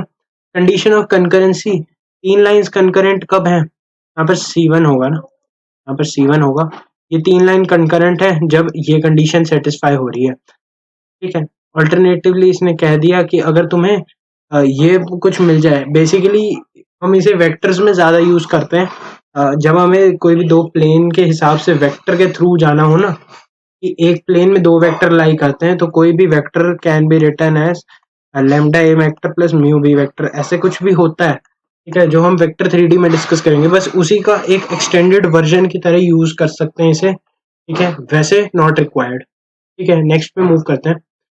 अगला पॉइंट है area of triangle. Area of triangle बचपन से करते आ रहे हैं, हमने जो फॉर्मूला याद किया था x1 y2 minus y3 plus x2 y3 minus y1 plus x1 x3 y1 minus y2 concyclic रहते हैं, इसका mod that must be equal to the area of triangle, उसका बेसिकली ये स्टैंडर्ड होता है क्योंकि ये वाली चीज भी आपको डिटर्मिनेंट की वैल्यू देती है। ठीक है, x1 y1 1, x2 y2 1, x3 y3 1। ठीक है, the 2 points are 3 points are collinear. अगर तुम्हारा ट्रायंगल जीरो एरिया देता है तो ये कोलिनियर हो जाता है, जो कि तुमने 10th क्लास में पढ़ा होगा। ठीक है, next, passing through point of intersection of given lines, ये वाली चीज होती है फैमिली ऑफ लाइंस या पेयर ऑफ स्ट्रेट लाइन का पार्ट शुरू हो जाता है। ठीक है, इसके बाद से चीजें थोड़ा थोड़ा मेन, स्ट्रेट है ना, पहली बात स्ट्रेट है ये जेई मेन से थोड़ा सा दूर चल जाती हैं क्योंकि इतनी रेलिवेंट चीजें पीछे तक ही थी जो जेई मेन में थी, अब वो जेई एडवांस के तरफ थोड़ा सा ओरिएंटेड होता है ये सेक्शन, क्योंकि कई लोग इसे पढ़ते भी नहीं है। ठीक है, और ऐसा भी नहीं है, क्वेश्चन कई बार बहुत रेयरली आते हैं, पर आते हैं तो अच्छे वाले आते हैं। ठीक है, तो अब करते हैं शुरू फैमिली ऑफ लाइंस। बेसिकली इसने कहा कि हमारे पास कोई भी दो लाइंस है, कोई भी दो लाइंस हैं और वो दो लाइंस जो हैं वो इंटरसेक्ट करती हैं, तो कोई पॉइंट ऑफ इंटरसेक्शन रहेगा ही रहेगा। ठीक है, अब मुझे कोई तीसरी लाइन लिखनी है तो उसको मैं कैसे लिखूंगा, मुझे तो सिर्फ एक पॉइंट पता है। तो साइंटिस्ट यानी कि मैथमेटिक्स वालों ने कहा कि तुम्हें इस वाली लाइन की इक्वेशन पता है और तुम्हें इस वाली लाइन की इक्वेशन पता है। ठीक है, तो तुम इस वाली लाइन की इक्वेशन कुछ इन दोनों के कॉम्बिनेशंस करके कर सकते हो। ठीक है, क्योंकि जब ये दोनों लाइंस ऐड होंगी ना, कर्व कर्व जब तुम्हारे ऐड होने लग जाते हैं तो वो एक नई लाइन को ओरिजिनेट करने की तरफ इंक्लाइन हो जाते हैं। ठीक है, और उसी तरीके से उस मैथमेटिक्स ने ये बात प्रूव करी कि इसको हम प्लस के टाइम्स या लैम्डा टाइम्स किसी भी लाइन को जो पॉइंट ऑफ इंटरसेक्शन ऑफ दो लाइंस। ठीक है, आम आदमी क्या करता है, मतलब आम आदमी ये करेगा, बताओ क्या करेगा आम आदमी। आम आदमी ये करेगा कि इसको उसको दो लाइन दी है और उसने कुछ पॉइंट ऑफ इंटरसेक्शन जैसे देखा तो उसके दिमाग में आएगा यार फटाफट पॉइंट ऑफ इंटरसेक्शन निकाल लेते हैं, जबकि ऐसा करना कई बार फायदेमंद नहीं होता है क्योंकि क्वेश्चन ऐसे भी डेवलप होते हैं जिसमें इस चीज की जरूरत ही नहीं है और उससे क्वेश्चन लेंदी करने में बहुत हेल्प होती है और एग्जामिनर को इसलिए मजा आता है ऐसे क्वेश्चन डालने में क्योंकि टाइम लग रहा होता है और ऐसा जरूरी नहीं है कि हर क्वेश्चन में टाइम लगेगा। ठीक है, that actually depends on circumstances, जब तुम्हें क्वेश्चन कितने मिनट में सॉल्व करना है, करीब 2 मिनट में सॉल्व करना होता है। ठीक है, तो तुम you are expected to solve it by the fastest method and with using less of your pen and more of your IQ. ठीक है, तो ऐसे लिखा जा सकता है किसी भी लाइन को। ठीक है, अब तुम देखो अगर ये पॉइंट h कोमा k है, h कोमा k अगर मैं इसमें डाल दूं तो वो वैल्यू 0 देगा और इसमें डाल दूं तो भी वो 0 देगा। क्यों? क्योंकि वो दोनों लाइंस पे लाई कर रहा है, तो इसलिए एक ये आइडेंटिटी की तरह बिहेव करता है। ठीक है, which is true for every x, वो हमेशा एक यूनिक लाइन की तरफ हमें वैल्यू देता रहेगा। ठीक है, लेमडा की अलग अलग वैल्यूज, आर्बिट्रेरी पैरामीटर का मतलब ये है कि इसका कोई वैल्यू फिक्स्ड नहीं है। ठीक है, पर ये एक रियल वैल्यू देगा जो कि हर एक लाइन को जो स्पेस में इन दोनों के पॉइंट ऑफ इंटरसेक्शन पास करती है उसको रिप्रेजेंट करने का ये सिंपल सा तरीका है। ठीक है, नेक्स्ट पे मूव करते हैं। वैसे प्रॉब्लम्स ज़्यादा करनी चाहिए इन चैप्टर्स पे, इसीलिए ताकि एक्सपोजर मिले इन चीज़ों का, जो कि कई बार थ्योरेटिकली एस्पेक्ट्स में वीक रह जाती है। बाइसेक्टर लाइन का इक्वेशन, हाँ तो ऐसे है, बहुत ही सिंपल है कि तुम्हें दो लाइंस दी गई हैं और तुम्हें इन दोनों के बीच का बाइसेक्टर लाइन का इक्वेशन है, तो ये वाली चीज याद रखने वाली होती है कि ऐसे लिखते हैं। अब इसमें इंटरप्रेट कैसे करें कि कौन सा छोटे वाला है, कौन सा बड़े वाला है, ठीक है। तो इसके 5-7 तरीके होते हैं, मैं सबसे सिंपल तरीका लेके आया हूँ, ठीक है। तुम देख लेना तुम्हारी बुक वगैरह में, अगर तुम देखोगे ना, ठीक है, एनसीईआरटी में तो शायद ये नहीं है, बट अगर तुम किसी और मतलब फर्दर कोई रेफरेंस मटेरियल यूज करते हो तो उसमें 2-3 तरीके दिए होते हैं, बट ये मेरे को सबसे बेस्ट तरीका लगा, तो मैंने इसे देखा क्योंकि ये बहुत ही सिंपल है और ये याद रहना रखना पड़ता है, ठीक है। तो जब भी तुम्हारे पास दो लाइंस दी हैं, a x plus B Y plus C is equal to 0 and a dash x plus B dash y plus c dash is equal to 0, तो जब तुम्हें इन दोनों के तरफ से तुम्हें इन दोनों के बीच का बाइसेक्टर लिखना है, तो तुम ऐसे इस तरीके से लिखोगे। पहली बात ये हो गया पहला पॉइंट। अब ये प्लस माइनस का क्या सीन है, बेसिकली कुछ होते हैं कि एक्यूट एंगल, देखो जब भी हमारी दो लाइंस हैं, ठीक है, तो एक ये वाला एंगल बाइसेक्ट हो रहा होता है और एक ये वाला एंगल बाइसेक्ट हो रहा होता है, ठीक है। क्योंकि हमारे पास दो एंगल बाइसेक्ट हो रहे हैं, इसका मतलब क्या है कि हमारे पास ये लाइन है और एक ये लाइन है, तो दो लाइन है, तो एक लाइन को पॉजिटिव वैल्यू असाइन होगी कई बार और एक वैल्यू को नेगेटिव वैल्यू असाइन होगी। अब वो डिपेंड करेगा कि किस वाले साइन की वजह से पॉजिटिव वैल्यू या नेगेटिव वैल्यू असाइन हो रही है। तो उस साइन को चेक करने के लिए हमें ये वाला पैरामीटर चेक करना होता है, that is A dash plus B dash. इसका जो भी साइन है, ठीक है, तुम ये वाली चीज भी देखो, तो इसका जो भी साइन है, ठीक है, SIGN वाला साइन है, ठीक है, अगर वो पॉजिटिव है या नेगेटिव है उस चीज पे डिपेंड करता है। जो भी साइन है, पॉजिटिव हो या नेगेटिव हो, तुम तो बस इसे ऑब्ट्यूस, जो भी साइन होगा ना वो ऑब्ट्यूस एंगल बाइसेक्टर का होगा, बस बात खत्म। इससे ज्यादा करने की जरूरत तो नहीं है, बहुत ही सिंपल सा लॉजिक है कि यार जो भी साइन है a dash plus B dash का, है ना, इसके वैल्यू 10 भी आ सकता है, इसका वैल्यू 5 भी आ सकता है, इसका वैल्यू -2 भी आ सकता है, कुछ भी आए, तो 10 के केस में तुम्हें इसका पॉजिटिव साइन लेना है कि ऑब्ट्यूस एंगल बाइसेक्टर का, तो इसका भी तुम पॉजिटिव लो और इसका तुम नेगेटिव लो। बेसिकली ये भी चीजें ओरिजिन के रिस्पेक्ट में होती हैं, बट इसको लिखने का तरीका अलग होता है कि कैसे हम इसे यूज करते हैं, है ना। तो ऑब्ट्यूस एंगल मतलब बड़े वाला एंगल कौन सा है, छोटे वाला एंगल कौन सा है, उसको डिटरमाइन करने के लिए हम ए डैश प्लस बी डैश का साइन देखते हैं, ठीक है। नेक्स्ट पे मूव करते हैं। हाँ जी, pair of straight line through origin, ये एक्चुअल में वो जो थोड़ा बहुत डिस्कशन था उसी से रिलेवेंट है। इसके बाद जो pair of straight line through origin है, ये IIT के एग्जैक्ट सिलेबस में दिया गया है, तो ये भी इम्पोर्टेंट है, ठीक है। तो ये कोई भी 2 डिग्री जो कि मतलब एक कंडीशन पास करती है, पहले इसको बाद में देखते हैं। इसको देखो यार, ये मेरी एक जनरल 2 डिग्री का इक्वेशन है, ठीक है, क्योंकि हम जनरल चीज से सिलेक्टेड चीज पे आ रहे हैं, ठीक है, ये बात समझो, ठीक है। तो जब भी मेरे पास यहाँ पर कोई भी 2 डिग्री का टर्म है, मतलब कोई भी एक्सप्रेशन है, तो वो एक पेयर ऑफ स्ट्रेट लाइन, यानी कि स्ट्रेट लाइन कब रिप्रेजेंट करेगा, जब उसका ये वाली चीज 0 हो। और इस वाली चीज को ऐसे याद रखते हैं कई लोग, इसको ऐसे याद रख लें कि एक सिमेट्रिक डिटर्मिनेंट है FGH और यहाँ पर FGH, मैंने ऐसे याद रखा था, वरना कुछ भी नहीं है यार। इसको ABC plus 2FGH minus AF square minus BG square minus CH square is equal to 0, ऐसे याद रख लो। वरना इसे ऐसे भी याद रख सकते हैं कि all hostel girls have boyfriends and go for cinema या गो फॉर कॉफी, कुछ भी, go to cafe whatever, ठीक है, ऐसे भी इसको याद रखा जा सकता है, ठीक है। पर इसको या इस डिटर्मिनेंट को इवेल्युएट करना है, अगर ये वैल्यू 0 आती है तो डेफिनेटली वो पेयर ऑफ स्ट्रेट लाइन को रिप्रेजेंट करता है, ठीक है। अब यहीं पर इसने एक और बात भी कही कि ऐसे कोई भी हमारे पास अगर कोई 2 डिग्री कर्व है, ठीक है, और मुझे ओरिजिन वगैरह से कोई बात करने को बोल रहा है कि pair of straight line through origin जो इसे ज्वाइन करता है इसके साथ जो पॉइंट ऑफ इंटरसेक्शन है, ठीक है, तो इस वाली एक्सप्रेशन, इस वाली कर्व का जो एक्सप्रेशन है वो एग्जैक्ट फैक्चुअल 2 डिग्री में क्या बनता है, इसे हम होमोजेनाइजेशन कहते हैं वैसे, ठीक है। इससे बहुत साल पहले, मतलब करीब 2004-5 या ऐसे कुछ टाइम में आईआईटी जेईई में क्वेश्चन आया हुआ था, ठीक है। पर आज की डेट में इसका उतना वैल्यू रहा नहीं है, तो इसको क्या है, कुछ नहीं कहते हैं, तुम्हारी जो भी लाइन है ये, ठीक है, एल एक्स प्लस ये इस लाइन पेयर का तुम्हें इक्वेशन पता है, ठीक है, तुम्हारा इंटरसेक्शन इस वाली लाइन का हो रहा है, तो तुम्हें यहाँ पर कोई 2 पॉइंट मिलेंगे और उसके हिसाब से तुम्हें स्ट्रेट लाइन का पेयर देखना है, ठीक है। जब तुम स्ट्रेट लाइन का पेयर देखते हो तो तुम्हें ये बात पता चलती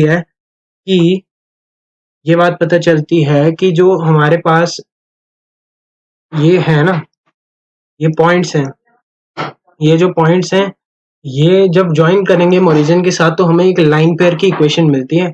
और तुम्हारे पास जब ये दिया गया है कि L X plus M Y plus N is equal to 0 है, तो तुम 1 को कैसे लिखोगे हर एक एक्सप्रेशन में। जैसे ये है ना, X square plus 2h(x)y plus B Y square plus 2g(x), इसको 1 से मल्टीप्लाई करो, प्लस 2f(y), इसको भी 1 से मल्टीप्लाई करो, और c को 1 स्क्वायर से मल्टीप्लाई करो, ठीक है। ये तुम्हारा जनरल 2 डिग्री, और 1 को you can write as minus of L X plus M Y upon N, ठीक है, क्योंकि इससे मुझे अगर मैं n इधर ले जाऊं, ठीक है, तो माइनस n बन जाएगा, और फिर L X plus M Y upon N with a minus sign 1। अब 1 को हर जगह सब्सटीट्यूट ऐसे कर दोगे तो तुम्हें ये वाली चीज मिल जाएगी, ऐसे ऐसे कुछ हो जाएगा, और ये ऐसे ये वाला एक्सप्रेशन बनता है, ठीक है। आज की डेट में इसका इतना वैल्यू नहीं है, हाँ कभी ना कभी कोनिक सेक्शन में तुम्हें शायद ये प्रॉब्लम आ जाए, तो उसमें होमोजेनाइज करने को बहुत ही हेल्पफुल टूल की तरह ये साबित होता है, ठीक है। अब देखते हैं लाइन पेयर थ्रू ओरिजिन। देखो, जो लाइन हमेशा ओरिजिन से पास करती है उनका कुछ इस तरीका का फंडा होता है कि वो, क्योंकि वो ओरिजिन पे इंटरसेक्ट कर रही हैं, तो उसका इक्वेशन m1x और y2 इक्वल टू m2x, ठीक है, इस टाइप के फॉर्मेट का होता है, ठीक है। और मैंने ये बात भी बताया था कि अगर मुझे कोई भी लाइन लिखनी है थ्रू ओरिजिन तो मैं उसको लिख सकता हूँ y माइनस m1x, ठीक है, plus lambda times y minus m2x, ठीक है। जब तुम्हें 2 पॉइंट, क्योंकि तुम्हारा पॉइंट ऑफ इंटरसेक्शन ओरिजिन है, उसके अलावा अगर तुम्हें इन दोनों लाइंस के इक्वेशन का पेयर लिखना है तो y minus m1x times y minus m2x is equal to 0 कर लो, ठीक है। तो तुम्हें उससे ये इक्वेशन मिल जाएगी कि y square plus m1 m2x square m2x square minus m1 plus m2 times xy is equal to 0 आ जाता है, ठीक है। ये मेरा इक्वेशन हो जाता है किस चीज का, इस वाले पैरामीटर का, ठीक है। इसको अगर हम स्टैंडर्ड फॉर्म में लिखें तो a x square plus B Y plus 2h(x)y plus B Y square is equal to 0। तो कंपेयर कर लेते हैं ना, कंपेयर करने पे मुझे ये पता चलता है कि a का वैल्यू आ जाता है m1 m2, यानी कि product of the slopes, m1 plus m2 with a minus sign का वैल्यू जो आता है वो कितना आता है, वो आता है 2h के बराबर, और बी का वैल्यू मतलब कॉरिस्पॉन्डिंगली ये प्रोपोर्शनेट रहते हैं, 1 नहीं आएगा ना। एक्चुअल में क्या है ना कि ये वाली चीजें क्योंकि इक्वल है तो ये प्रोपोर्शन में रहेंगी, तो 1/b is equal to m1 m2 by a is equal to minus of m1 plus m2 upon 2h, ठीक है। तो इससे तुम्हें ये बात भी पता चल जाएगी कि m1 m2 का वैल्यू है a/b और m1 प्लस m2 का वैल्यू है माइनस 2h/b। और ये भी तुम्हें ऐसे डायरेक्टली पता लग जाता क्योंकि ये क्वाड्रेटिक की तरह है जिसके मतलब रूट्स m1 और m2 रहते हैं, ठीक है। जब ये चीज पता चल गई तो अब एंगल बताना है, तो एंगल तो मुझे पता है, कोई भी एंगल क्या आएगा, m1 minus m2 over 1 plus m1 m2 की तरह आएगा। तो m1 माइनस m2 लिखने के लिए m1 प्लस m2 हम वैल्यू पता है और m1 m2 का वैल्यू पता है, तो I can write as 2h by b का square. Basically m1 minus m2 का स्क्वायर लिखना है, तो वो m1 प्लस m2 का स्क्वायर हो जाएगा minus 4 times of m1 m2 आ जाएगा। तो ये 2h बाय b का square minus 4a by b आ जाता है। यानी कि अगर मुझे इसका देखना है सिंपल, m1 माइनस m2, तो ये आ जाएगा upon 1 plus m1 m2। m1 m2 का वैल्यू क्या है? m1 m2 का वैल्यू है a बाय b। जब तुम इसे सॉल्व करोगे तो तुम्हें यहाँ मिलेगा 4h square minus 4ab upon b, ये ऊपर वाला रूट में, और a plus b upon b से b हो जाएगा कैंसिल, और तुम्हें फाइनली tan थीटा मिल जाएगा 2 root h square minus ab upon a plus b। ठीक है, अगेन मैं कहूँगा इसको याद रखना है तो रख लो, वरना तुम्हें हमेशा ये बात तो पता ही है कि अगर वो स्ट्रेट लाइन और थ्रू ओरिजिन है तो तुम इसको ऐसे इस फॉर्मेट में लिख सकते हो, और जब तुम उसे कंपेयर करोगे पूरा प्रोसेस करने में टाइम लगता है, इसलिए याद रखने को बोला जा सकता है कि बेनिफिशियल है। ठीक है, हालांकि रिजल्ट बहुत ही सिंपल है, बहुत ही सेम है, और ये ऐसा बनता है। ठीक है, no need of worrying over this. ठीक है, डन है। ठीक है, ये हो गया। इसके बाद हम मूव करते हैं इस पॉइंट पे, और ये आई थिंक हमारा आज का लास्ट पॉइंट है, और ये बहुत लंबा चैप्टर है पर बहुत ही इंटरेस्टिंग है और इजी है। ठीक है, जब तुम्हें इन दोनों लाइंस का एंगल बाइसेक्टर की इक्वेशन लिखनी है तो वो ये होती है। इसको याद रखना है रख लो, पर मैं कभी नहीं याद रखता टू बी ऑनेस्ट। ठीक है, क्योंकि इतनी चीजें होती हैं याद रखने को, याद कहाँ से रहेंगी। इसको बहुत ही सिंपल तरीके से अगर लिखना है, ठीक है, तो तुम अगेन इसको फैक्टराइज करो।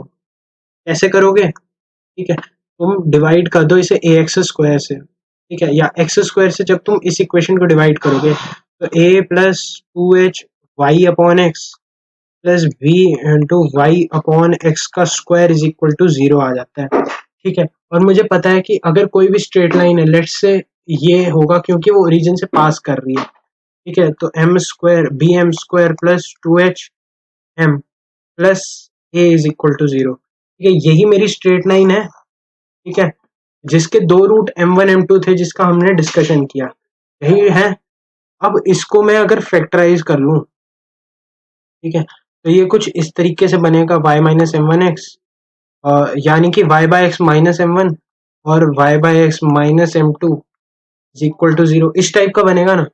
तो उससे मुझे ये पता लग गया कि मेरे पास दो लाइंस कौन सी हैं, एक तो y is equal to M one X है और दूसरा y is equal to M two X है। अब मेरे पास दो लाइंस हैं, तो मैं वो पिछले वाला फंडा लगा लूंगा कि y minus M one X upon root 1 plus M one square is equal to plus minus, वही वाला फंडा लगा देंगे, और सिंपली हमारे पास फाइनल रिजल्ट आ जाएगा। जब तुम बहुत सारा सॉल्व वगैरह करोगे तो तुम्हें ये वाला रिजल्ट मिल जाएगा जब तुम वापस सारी वैल्यूज पुट करोगे एक्स वाई अपॉन एच। ऐसा कुछ लंबा एक्सप्रेशन नहीं है, वैसे याद रखना है रख लो, बट क्योंकि हमारा काम एक्चुअल में कई बार वेरिएबल्स में नहीं होता है, तो और सिंपल इक्वेशन बन के आ जाए तो उसमें कोई दिक्कत नहीं है कि अगर हम फॉर्मूला याद कर लें। ठीक है, तो ये तो सारे थ्योरेटिकल पॉइंट्स थे इस चैप्टर के। इसके बाद इसके क्वेश्चन सॉल्व करना बहुत ही जरूरी है। क्वेश्चन सॉल्व नहीं करे जब तक, तब तक कोई फायदा नहीं है। ठीक है, क्योंकि थ्योरी आपका बहुत ही मतलब मैथ्स में लिमिटेड हो जाता है, पर प्रॉब्लम्स आपके बहुत अच्छे अच्छे लेवल के बन सकते हैं। ठीक है, तो नेक्स्ट हमारा इसी का प्रॉब्लम सेशन होगा, most probably the day after the video is uploaded, उसके अगले दिन आपका प्रॉब्लम सॉल्विंग सेशन करा दिया जाएगा। एंड बस बने रहो और मस्ती से पढ़ो, एंजॉय करो पढ़ाई को, बर्डन मत लेना। और ये भी चीज़ें बहुत सिंपल होती हैं, और कई बार लाइफ में ये चीज़ें आपको बहुत स्ट्रांग बनाएंगी। At the end of the day आपको रियलाइज होगा कि हाँ यार, हमने आईटी की तैयारी की थी, तो अब मतलब ये है कॉन्फिडेंस है कि अगर हम आज इसकी तैयारी कर सकते हैं तो हम किसी भी फर्दर, कितनी बहुत डिफिकल्ट कंडीशंस होती हैं, ठीक है, और उससे उभर के आए हैं, तो अब तो हम बहुत स्ट्रांग बन चुके हैं। ठीक है, तो इसी के साथ मैं वीडियो को एंड करता हूँ और मिलते हैं अगले वीडियो में। Till then bye bye, take care, see ya, bye.